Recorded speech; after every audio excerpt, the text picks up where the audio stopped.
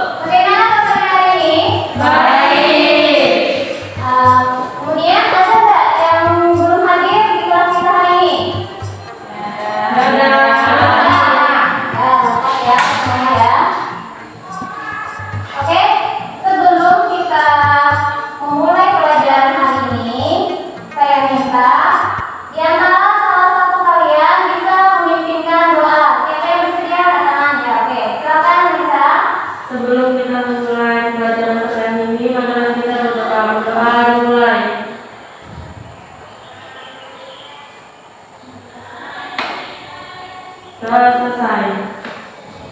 Ya, kita belajar ini untuk mendapatkan ilmu yang barokah. Jadi kalau kita ingin mendapatkan ilmu yang barokah, maka kalian pun juga harus belajar dengan giat serta sungguh-sungguh. Kita oke, sebelum kita memulai, kita refresh dulu. Silakan kalian berdiri semua. Kita ice breaking dulu. Jadi ice breakingnya ini nanti saya clue-nya, misalkan kata saya jangan pegang hidung, maka yang dipegang adalah kepala. Jadi konsentrasi ya di sini. Konsentrasi kalian sebelum belajar itu sangat ditentukan. Oke, siap ya? Jangan pegang hidung, pegang telinga, pegang hidung. Nah, lihat sama. Oke lagi, pokoknya bilangnya punya jangan pegang. Nanti kalau pegang kepala maka hidung dipegang. Pokoknya berlawanan lah gitu. Pegang telinga. Nah, harus konsentrasi nih. Oke, pegang hidung. Iya, benar semua. Oke, cukup dulu. Oke, ini nyanyikan Mas Pondok kita. Suaranya yang mantap ya.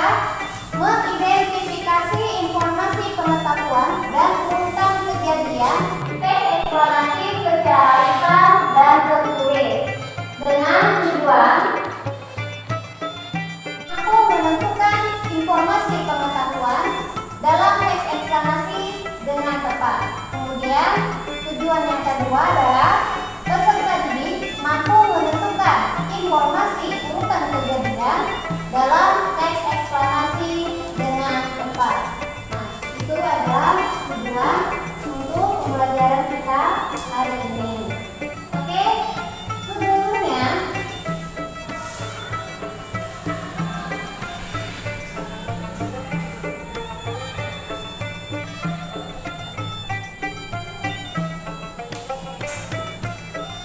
siapa yang masih ingat pada pelajaran yang lalu kita membahas mengenai apa? Teks prosedur. Teks prosedur. Apa saja yang ada di dalam bagian-bagian teks prosedur itu? Ciri-ciri, tahapan, struktur, dan penyusunan teks prosedur. Ada ciri, kemudian Penyusunan teks prosedur. oke, penyusunan. Jadi ada 4 aspek utama yang dibahas. Ayo siapa yang bisa menyebutkan yang masih ingat ciri-cirinya? Ya. Berisikan langkah-langkah, disusun secara informatif, dan dijelaskan secara rinci. Oke, berikutnya lagi apa tadi lagi? Tahapan Apa? ditandai dengan kalimat informatif atau perintah, ditandai dengan kalimat deklaratif atau pernyataan. Oke, kemudian strukturnya. Ya, Strukturnya tujuan, bahan-bahan, langkah-langkah, dan penutup. ya, yang terakhir penyusunan. Penyusunan dalam memperhatikan isi, struktur, dan kebahasaan. Menjadikan kembali teks prosedur yang telah disusun. Oke. Baik, berarti kalian masih ingat ya pelajaran yang terdahulu yang kita hapus dulu. Pelajaran yang telah lalu atau minggu lalu yang kita bahas, kalian masih mengingatnya. Nah, sekarang karena kita membahas tentang materi teks eksplanasi, maka tentang teks eksplanasi yang akan kita bahas pada kesempatan pembelajaran kali ini. Ini, sebelum kita memulai pada inti materi, saya menayangkan dulu sebuah video.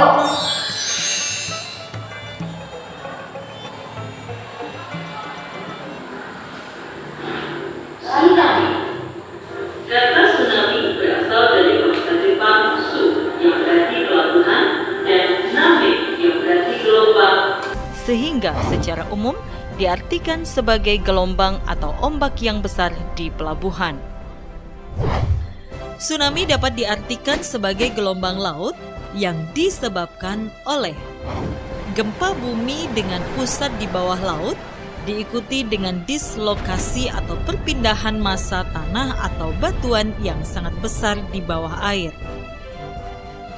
Letusan gunung api bawah laut atau gunung api pulau, longsor di bawah laut, dan atau hantaman meteor di laut. Tanda-tanda akan terjadinya tsunami adalah pada umumnya di Indonesia didahului dengan gempa bumi besar dan susut laut. Terdapat selang waktu antara waktu terjadinya gempa bumi sebagai sumber tsunami dengan waktu tiba tsunami di pantai. Di Indonesia, tsunami dapat terjadi dalam waktu kurang dari 40 menit setelah gempa bumi terjadi.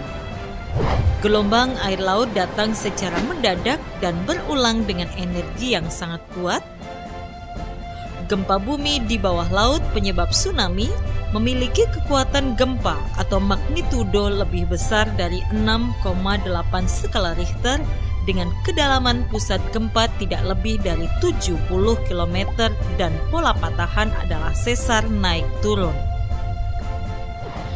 Upaya pengurangan resiko bencana tsunami dapat dilakukan dengan pembangunan sistem peringatan dini tsunami, pembangunan tempat evakuasi atau shelter di sekitar daerah pemukiman, pembangunan tembok penahan tsunami pada garis pantai yang beresiko, penanaman mangrove, serta tanaman lainnya di sepanjang garis pantai untuk meredam gaya air tsunami.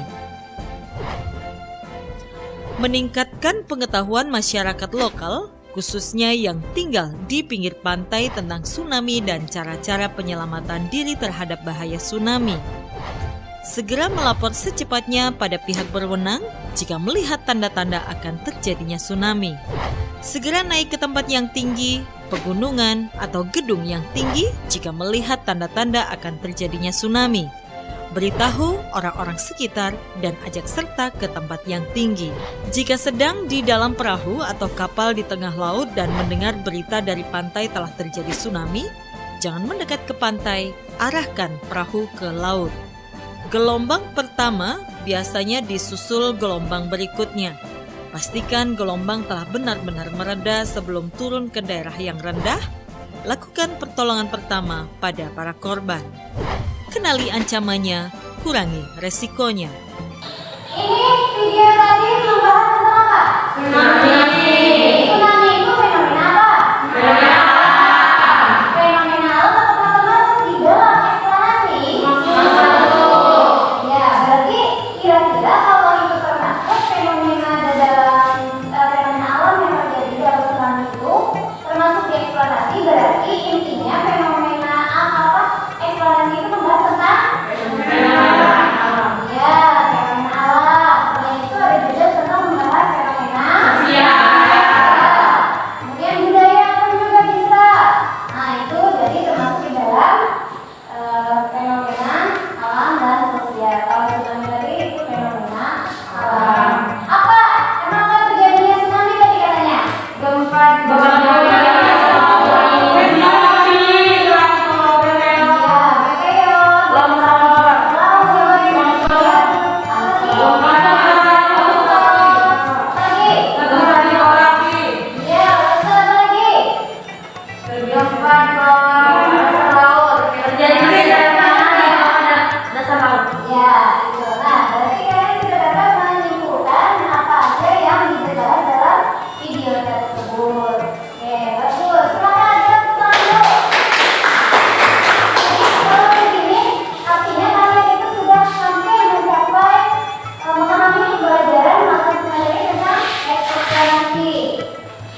pada materi pembelajaran kita hari ini tentang teks eksplanasi. Dari pengertiannya, silahkan bacakan pengertian teks eksplanasi dengan suara yang lengkap. Teks eksplanasi adalah teks yang bertujuan untuk menjelaskan proses suatu fenomena alam dan fenomena sosial. Teks eksplanasi ditulis untuk menjawab pertanyaan bagaimana dan mengapa. Nah, ini kan tadi ya, seperti contoh yang kita sampaikan tadi, teksnya sudah ditujuan untuk menjelaskan proses suatu fenomena alam dan fenomena sosial.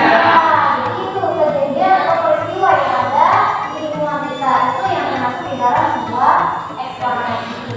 Dengan ditulis untuk menjawab pertanyaan bagaimana bisa terjadi dan mengapa kejadian itu bisa terjadi. Berikutnya ada ciri-ciri teks eksplanasi. Desi, silakan bacakan. Ciri-ciri teks eksplorasi. 1. Struktur diri atau secara umum, proses atau data menjelas dan tertulis. Memuat informasi sesungguhnya atau fakta. Memuat informasi bersifat keilmuan. Menjelaskan suatu kondisi atau fenomena. Ya, ciri-ciri eksplanasi ada 4 komponen di sini. Yang pertama terdiri atas pernyataan umum, deretan terjelas dan juga tertentu. Jadi ada 3 bagian di dalam sebuah struktur teks. Pembuka atau pernyataan umum, deretan terjelas atau prosesnya atau juga bisa diistilahkan definisi, dan yang ketiga penutup atau istilah lainnya adalah interpretasi.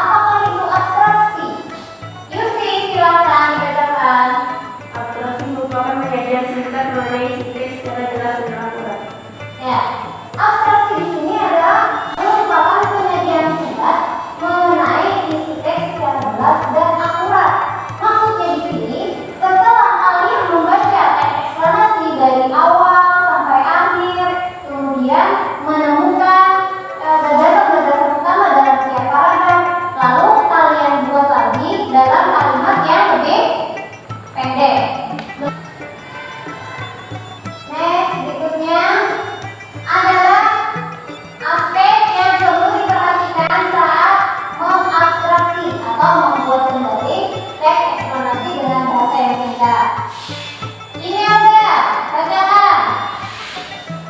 A. Membaca teks dengan cermat dan teliti. Ya, cukup. Membaca teks dengan cermat dan teliti. Berarti kalau ini maksudnya apa? Harus dibaca dengan teliti. Ya, membaca dengan apa? Dengan teliti.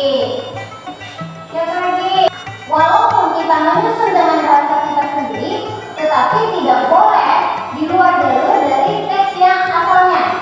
Harus menyesuaikan dengan teks yang semula, tetapi dengan bahasa yang singkat dan jelas. Bisa menggunakan bahasa sendiri, tetapi tidak mengubah maksud dari bahasa kalimat utama yang ada di dalam teks utama tadi. Oke. Untuk demikian, kira-kira apakah kalian sudah bisa memahaminya? Bisa. Oke, kita ulas kembali. Tadi kan ada ciri-cirinya. Kemudian ada apa lagi? Informasi apa yang dapat kita terima? Yaitu berupa apa tadi informasinya?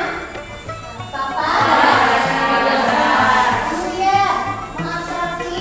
Bagaimana mengabstraksi? Nah, ini ada langkahnya yang itu harus kita perhatikan ketika membuat kembali teks eksplanasi dengan bahasa yang singkat. Oke.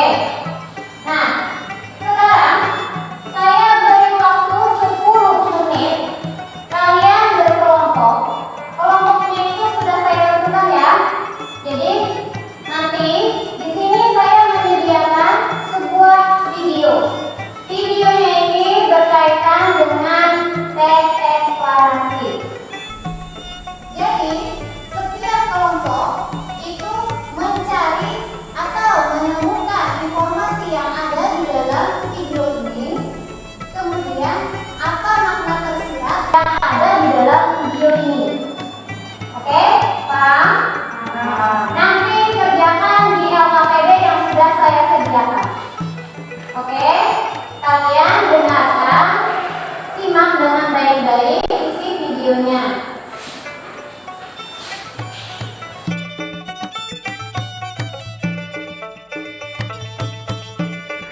Mewabahnya COVID-19 dan berlakunya kebijakan pembatasan sosial mengakibatkan adanya perubahan dalam kebiasaan hidup masyarakat.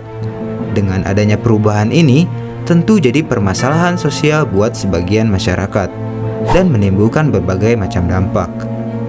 Permasalahan sosial adalah keadaan yang gak diinginkan masyarakat karena adanya hal-hal yang gak sesuai unsur-unsur kebudayaan dan bisa mengganggu ketentraman masyarakat. Kenapa bisa terjadi permasalahan sosial? Ada banyak faktor yang jadi penyebab permasalahan sosial.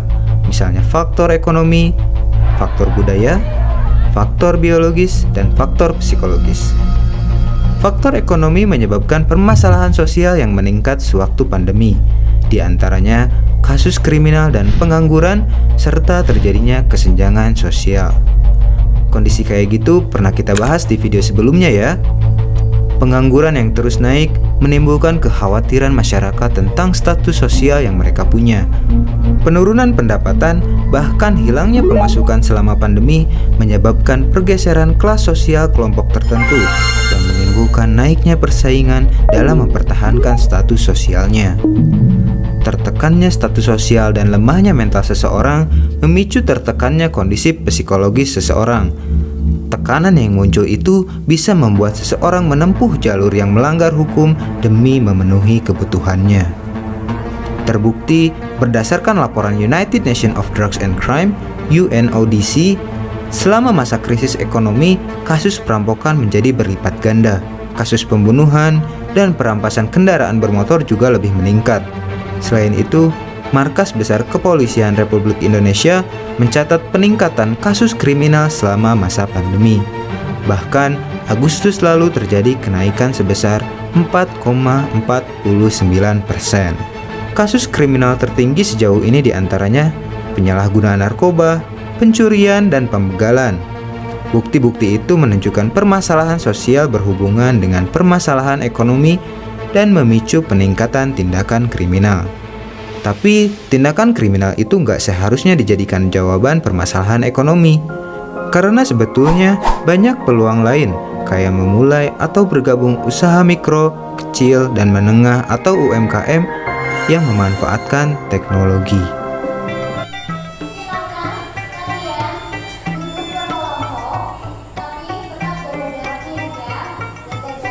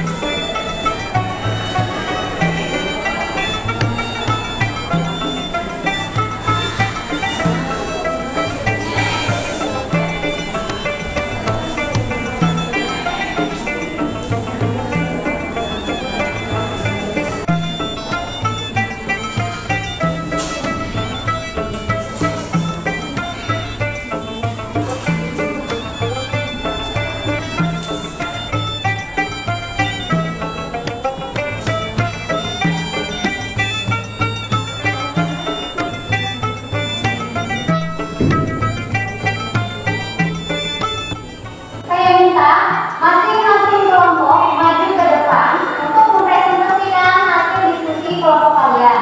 Lalu, kelompok yang lain menanggapi hasil dari tersebut. Silakan kelompok satu maju ke depan. Ingat, jaga jaraknya ya, antara yang satu dengan yang lainnya. Ini.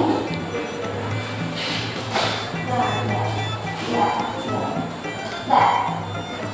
Silakan. Informasi yang didapat dari video.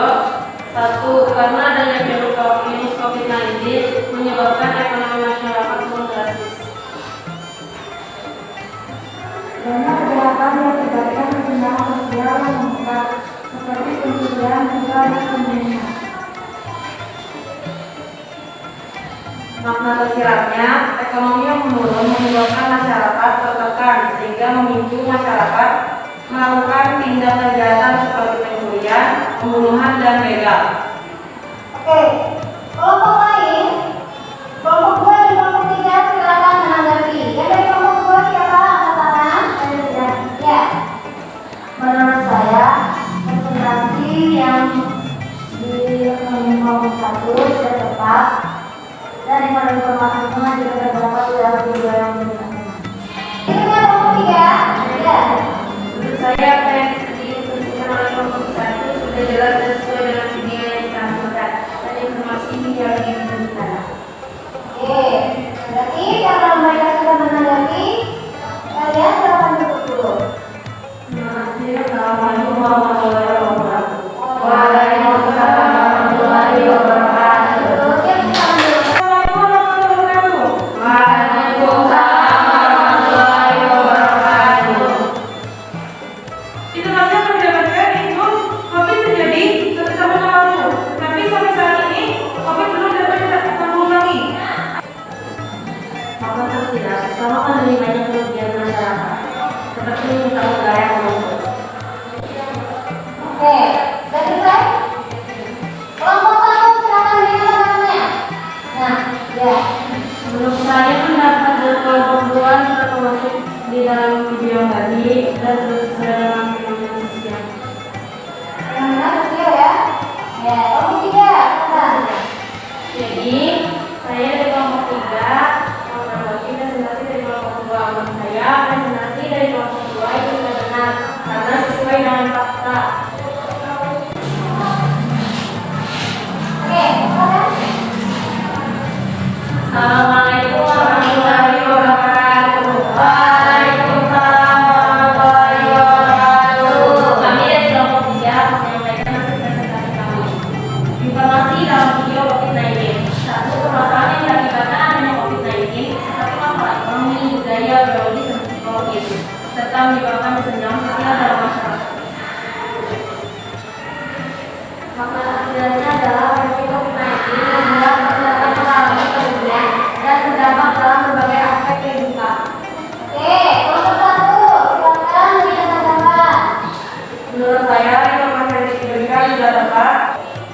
saya, kelompok 3 sudah termasuk dalam bidang tersebut, namun sedikit kurang tepat. Sedikit kurang tepat kayaknya. Oke, yang namanya kita punya tanggapan itu kan bisa berupa persetujuan, bisa berupa tanggapan kritik, ya kan? Oke, jadi nanti di apa? Ya. Silakan. Sekian, Assalamualaikum warahmatullahi wabarakatuh. Mari kita simpulkan apa yang ada di dalam video itu tadi. Permasalahan apa? Permasalahan sosial. Tentang apa?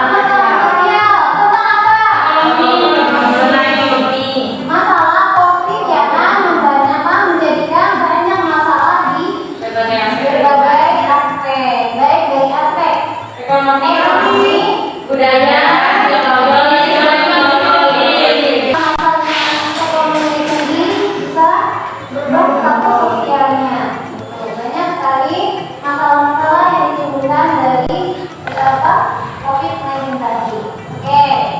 jadi karena kalian sudah dapat menyimpulkan dari setiap materi yang pelajaran yang kita dapatkan, saya memberikan refleksi berupa games. Jadi gamesnya ini nanti kalian harus mencocokkan ada 10, satu orang satu soal. Maju masing-masing. Ada 10 ini kalian mencocokkan bagian mana dengan bagian mana itu nanti geser aja. Oke, ya.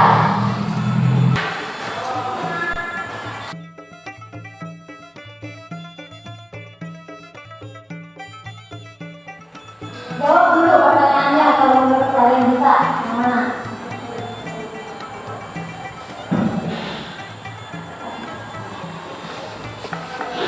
Oke, lanjut.